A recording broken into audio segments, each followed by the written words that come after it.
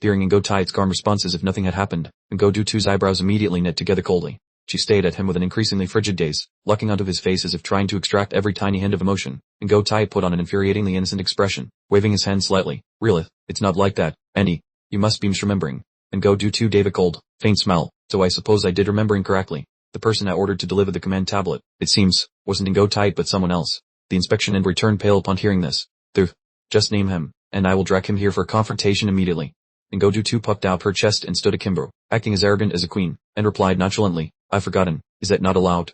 But I am certain of one thing, the command tablet in Thamline's hand is undoubtedly genuine. After hearing her circle of logic, the inspection envoy couldn't do anything to her. He was so furious his brain felt like it was smoking, cursing inwardly, damn this old hack, she is real playing a shameless game. However, this was already the limit of Ngo Du-tu's ability to improvise. Coming up with a watertight lie in an instant and patching up all the holes was truly an impossible task. Thinking this, he waved his hand and shouted, Men, seize this Thamline at once.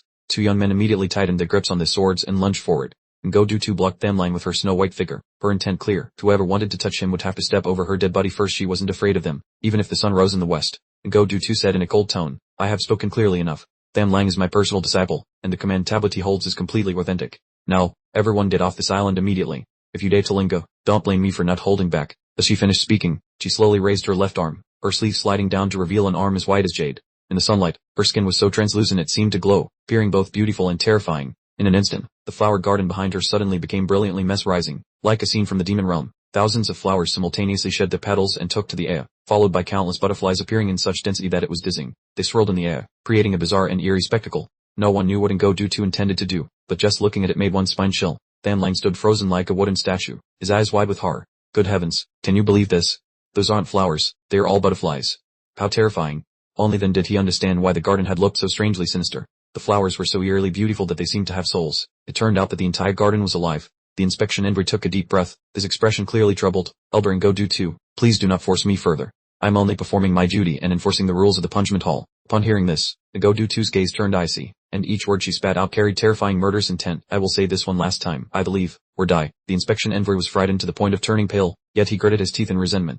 Eventually, he could only cup his hands and bow. Elder Ngo Du-tu, your actions are now considered an open violation of the mountain rules of Fudu Mountain. If this matter escalates further, you could even be stripped of your position as an elder. I will return to the punishment hall immediately to report this to Elder Khan. I hope you will reconsider carefully. Her only response was in Ngo Du-tu's icy voice, get out. Knowing he was no match for her, he had no choice but to turn and leave, swallowing his rage. Before leaving, Ngo Tai did not forget to greet Thamline. Brotherline, I must take my leave first. Once things here are settled, remember to come to my home for a few drinks. Thamline immediately played along intimately. Certainly, Swan brother.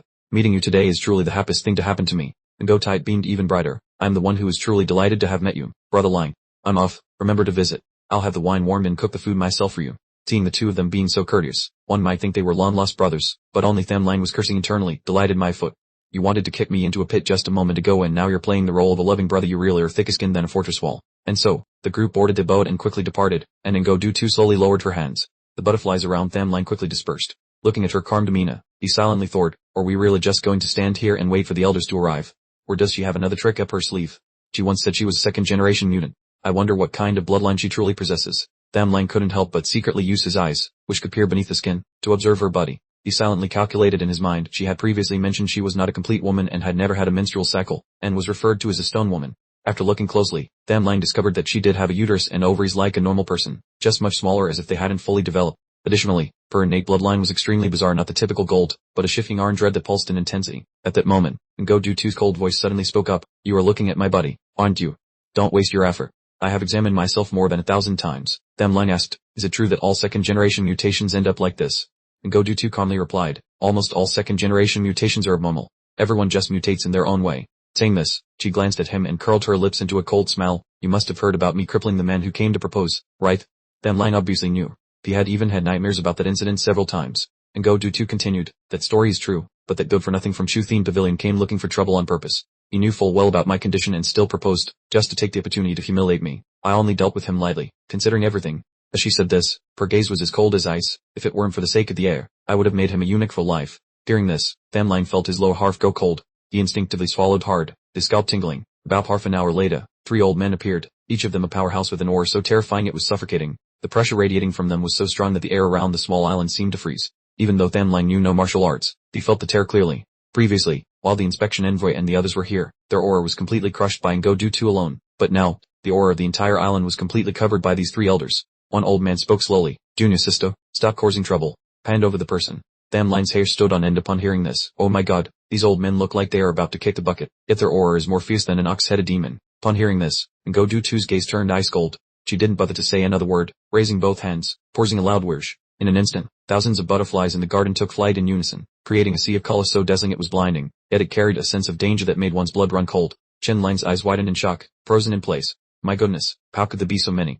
It wasn't just tens of thousands, hundreds of thousands of bizarre butterflies filled the entire sky and land. But that wasn't all. With a deep rumble, the ground suddenly shook violently as countless venomous snakes crawled up from beneath the earth. Thousands, tens of thousands, so many that it made one's scalp crawl just looking at them. The jet black swarm of snakes crowded and coiled around each other, eventually forming a massive, squirming wall that blocked the path of the three great elders of Fujiu Mountain. It was a wall of black snakes that sent shivers down one's spine.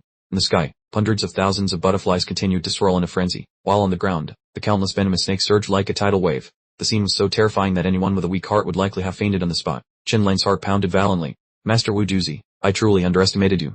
This method is truly heaven-defying. No wonder not a single soul dares to venture onto this island. It's not that they don't want to, but that no one dares to. Just thinking about stepping onto the island is enough to make one's skin crawl. Who knows how many more venomous creatures are hidden here? The three elders narrowed their eyes in unison. They were not particularly surprised, yet the pace did not falter as they continued to advance slowly. Each step they took carried a terrifying, invisible pressure that spread in all directions. The air seemed to be crushed wherever the three worked, and the venomous snakes were blasted into piles of flesh and blood long before they could get within a few meters. The tens of thousands of butterflies in the sky also shattered into clouds of dust one after another.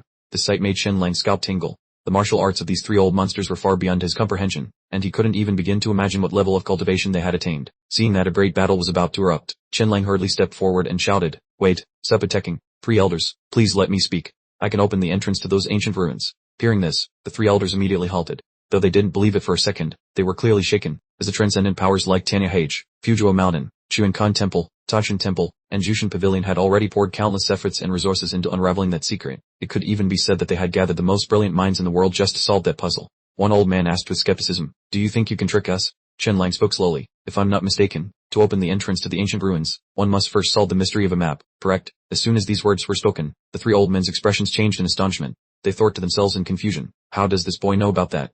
Fewer than 20 people have ever seen the entrance to the ancient ruins with their own eyes, and absolutely none of them here would have revealed this secret to Chen Lang. Even Wu Ju didn't know, and Wu Juzi had never heard of it either. Bolstered by the reaction, Chen Lang continued with growing confidence. Over the years, the great transcendent powers must have exhausted countless intellects and efforts without solving the secret of that map, right? Furthermore, according to the rules among the factions, whoever is the first to solve the puzzle and open the entrance earns the right to explore the ruins, and that person is me. I have solved it. Upon hearing this, the three elders were livid and shouted in unison, Don't think you can scare us just by eavesdropping on a little information. Do you think you're looking down on the most brilliant minds in the world?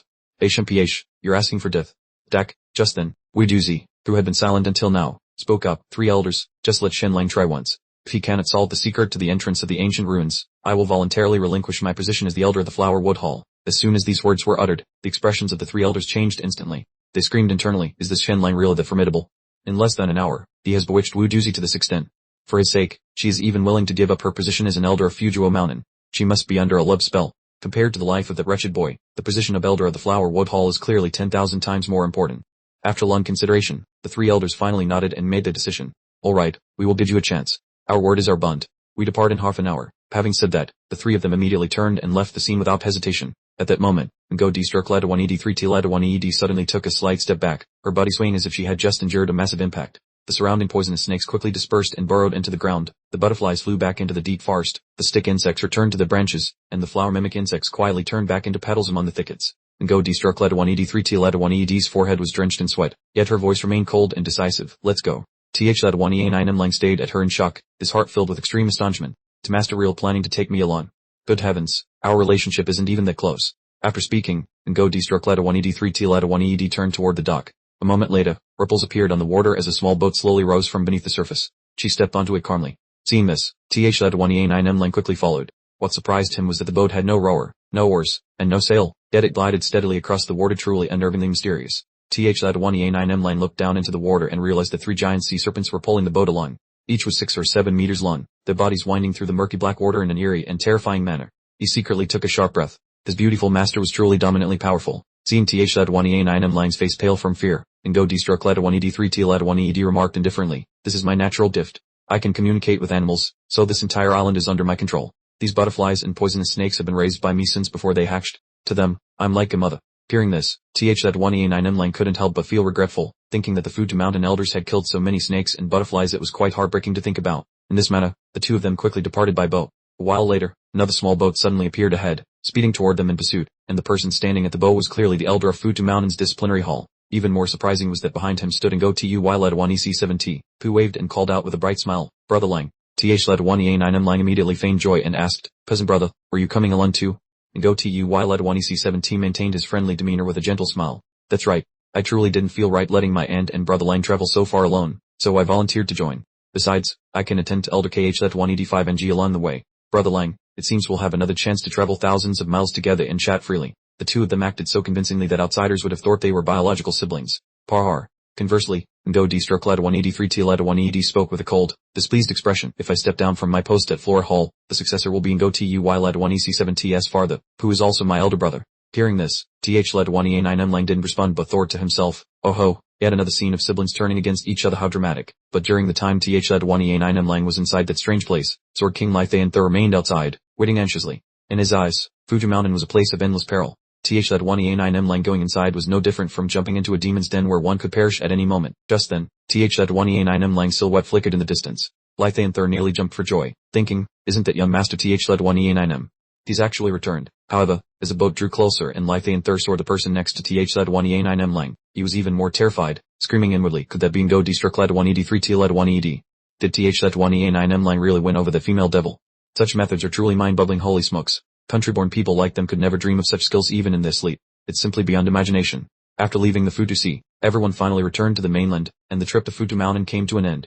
Th-Led-1E9M Lang had been there for less than 3 hours, and he still didn't know what Futu Mountain truly looked like because he hadn't even set foot on the main island. He had only seen a solitary peak piercing the sky from afar. Furthermore, he met fewer than 10 people in total. To put it bluntly, it was like a blind man trying to describe an elephant. Soon, the Futu Mountain elder had prepared a carriage to head toward the ancient ruins, and the level of security this time was vastly different from before. Anywhere the convoy flying the Futu Mountain flag passed was cordoned off like a dead zone. All civilians were cleared away to open the road. Th-Led-1E9M Lang looked out from the carriage in amazement. There were no checkpoints or guard posts, yet they passed leisurely through the territories of various countries. Fresh tracks of wheels and hooves were on the official roads, yet not a single soul was in sight. Passing through the Kyuan state was no different. Normally, Kyuan cavalry would gallop like the wind across the grasslands, but this time Th-Led-1E9M Lang didn't see anyone. He muttered in confusion, "How strange. Why isn't there a single cavalryman?" Ngo D-Led-1ED3T-Led-1ED, sitting nearby, replied calmly, "Because Futu Mountain already sent the itinerary to the S-Led-1EDF, BI-Led-1EC7T, Great Nem, and South Ao states, so no one dares to block this path." Soon, the Futu Mountain carriage convoy crossed into Great Nem. Th-Led-1E9M Lang even saw his own army marching 100,000 troops surging towards South Ao in an endless stream. This was the first time he had observed them from such close range. Most Sarman warriors were not particularly tall or burly, but everyone radiated a terrifyingly aggressive aura. Their muscles were as firm as forged steel. Though they appeared lean, they concealed a frighteningly powerful explosive force. Each soldier's equipment looked extremely simple, even poor, but on the battlefield, their prowess was formidable. Most Sarman warriors wore rattan armor and store sandals. Even their shields were woven from rattan, and the short bows on their backs didn't look sophisticated at all. Overall, the army looked like a primitive tribe just emerging from an ancient forest, but Th-Led-1E9M Lang knew very well that the rattan armor was incredibly tough. Ordinary arrows could hardly pierce it, and heavy sabers would only leave deep dents. As for the rough-looking bows, their firing power was immense. The thick bow limbs were made from whole logs, requiring a draw force of at least 1 pickle. The weapons today were also peculiar, neither quite scimitars nor quite cleavers. The shapes were primitive, but they were forged from the finest steel imported from the western regions, making them both sharp and hard. Know yourself and know your enemy is the key to victory. So Th-Led-1E9M Lang had specifically studied their equipment. He thought to himself, the Sarman warriors certainly live up to their reputation. This army looks simple, but its combat strength cannot be underestimated. If war breaks out, BI-Led-1EC7T state will be in big trouble. The carriage convoy sped along, passing through eastern Great Nem and officially entering the territory of South Ao. There, the scene was entirely different. 150,000 troops of VI-Led-1EC7T state stretched across the horizon like an endless sea.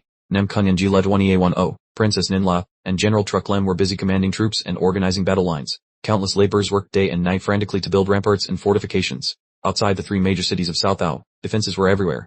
All of South Ao had been thoroughly transformed into a colossal battlefield. This was the first time Th-Led-1E9M Lang had stepped onto such a large-scale battlefield, so he was speechless in shock. Good heavens, for heaven's sake, this battlefield is much wider than I imagined. Truly terrifying. Thus, the carriage passed through South Ao into Thayan Nam province of VI-Led-1EC7T state, continuing south to the coast. At the port, a sea vessel had long been anchored and waiting. It flew 2 flags, a large symbol of Futu Mountain and a smaller one belonging to the South Sea Sword sect. Clearly, the ship had been specially provided for Futu Mountain's use. That 1E9M Lang breathed a sigh of relief, thinking that the relationship between Y-1EBF and Nanfai and Futu Mountain was indeed closer than imagined. It was just a pity that Y-1EBF and Nanfai didn't show up personally. Even the sailors were extremely discreet. None dared to disturb the two elders, as they weren't qualified to even approach and curry favor. They drifted at sea for a day and 2 nights before finally arriving at a massive island. Looking at it, That 1E9M Lang thought, ancestors bless me, we finally arrived. I wonder what kind of ancient ruins are hidden on this island. The Futu Mountain elder turned to the Sword King and Ngotu Y-1EC7T and said indifferently, the two of you are not allowed on the island.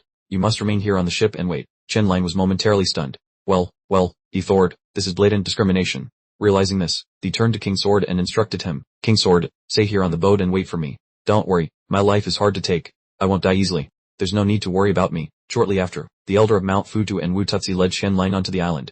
As he walked, he looked around and thought secretly to himself, the atmosphere here is truly strange, an indescribable sense of suffocation, as if something invisible is pressing on my chest. However, the feeling wasn't like the sea breeze, nor was it someone's aura. It was likely caused by the air pressure and humidity. Not only did he find it hard to breathe, but Chen Lang also gradually felt his head spinning and vision blurring. Right, magnetic fields. The magnetic field on this island was extremely abnormal, even directly affecting the brain and causing dizziness. Furthermore, there was radiation. It's not just thunderstone or uranium that have radiation. Even many types of marble are radioactive. The magnetic environment and the amount of radiation on this island far exceed other areas. Initially, Chen Lang intended to ask where the entrance to the ancient ruins was located, but after walking a bit further, it towered before his eyes. He was slightly startled. That must be the ancient ruins. In the hands of the giant stone statue was a massive sphere, its surface covered in intricate map lines dividing it into countless continents and seas. The strangest thing was that those areas were painted in 4 distinct colors: red, blue, yellow, and green. Looking at it as a whole, the massive stone statue seemed to be trying to let the sunlight shine directly onto the map sphere in its hands. That sphere was a key to opening the ancient ruins, and that map was also a 1,000-year-old mathematical problem that had caused countless people headaches to the point of balding. As long as it was solved, the entrance to the ruins would immediately open. As soon as he saw it, Chen Lang recognized it. This was a 4-color theorem, also known as the 4-color conjecture, one of the most famous problems in modern mathematics. Its essence relates to the properties of a 2-dimensional plane. Simply put, on a plane, if adjacent areas are colored such that neighboring regions do not share the same color, then at most 4 colors are sufficient to complete the entire map. It has also been proven that in a 2-dimensional plane, it is almost impossible for a structure to exist where 5 or more regions are each mutually adjacent to one another. To put it simply, the 4-color theorem means any map only needs at most 4 colors to color every region while ensuring that areas sharing a border do not have the same color.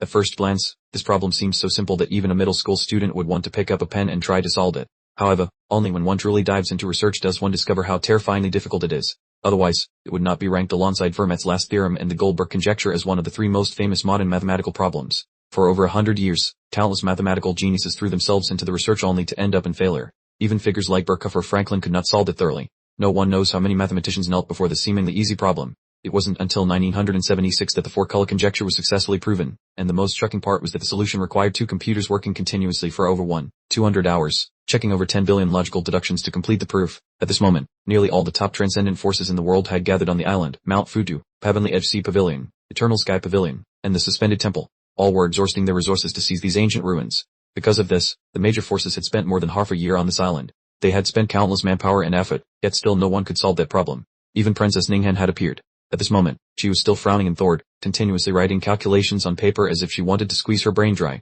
Seeing that scene, Chen Lang corked his mouth and thought, several major forces and dozens of supreme geniuses on the island are going mad over the problem day and night, competing for every scrap of time to solve it. But that was normal. Forget half a year. Even if given another year or 2, they wouldn't necessarily solve it. After all, on Earth, countless genius mathematicians took more than 100 years to prove the 4-color conjecture. Wanting to solve it in a few short years was almost like daydreaming.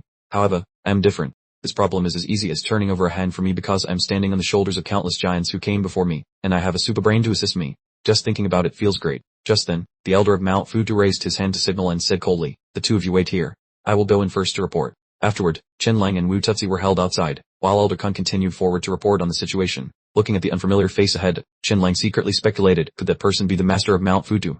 He looks so young it makes one question life. A moment later, Elder Khan returned and slowly said, you stay here and solve it. I will give you paper and a pen. Hearing this, Chen Lang could not help but laugh coldly in his heart. These people from the transcendent forces were indeed all high and mighty, with a sense of contempt for all living beings in their bones. But on second thought, it wasn't strange. In their eyes, they represented the most advanced civilization in the world, while someone like him was merely a native. If they suddenly acted too humble, it would actually seem fake. Wanting these people to believe that he could solve the 4-color problem would be no different from shattering their entire worldview. After all, dozens of the world's top geniuses were gathered there, each believing themselves to be the smartest person alive, yet they had failed after wasting more than half a year. So, on what basis would a native like myself be able to do it? But he didn't have much time left. He had to handle this matter as quickly as possible.